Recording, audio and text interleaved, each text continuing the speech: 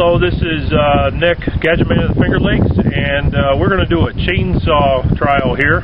Going to do 3 cuts with the chainsaw. I'm going to time each cut, and then we're going to groove this chainsaw, and we're going to do 3 more, and we're going to see if there's an improvement in the performance of the saw. Okay, here we go.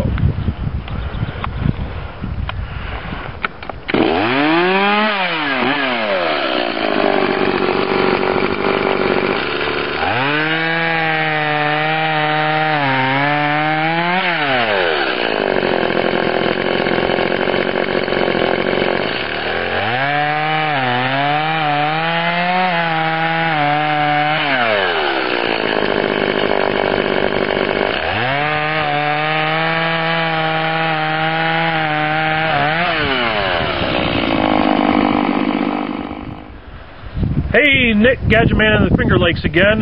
Just finished putting the Gadgetman Groove on this chainsaw, and that's all we've done to modify this saw. Now let's see if our 3 cuts are faster than our first 3 cuts. Here we go.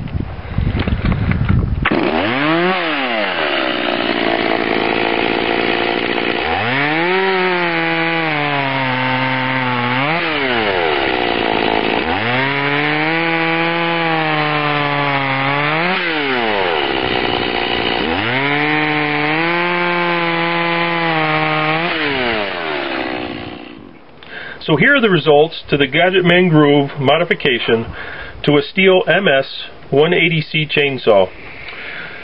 The pre-groove cuts averaged 4.36 seconds, as you can see here, and the post-groove cuts averaged 3.56 seconds for a difference of 0.8 of a second on average over all those cuts. So that's an 18.3% increase in the performance of the saw, cutting through the same log.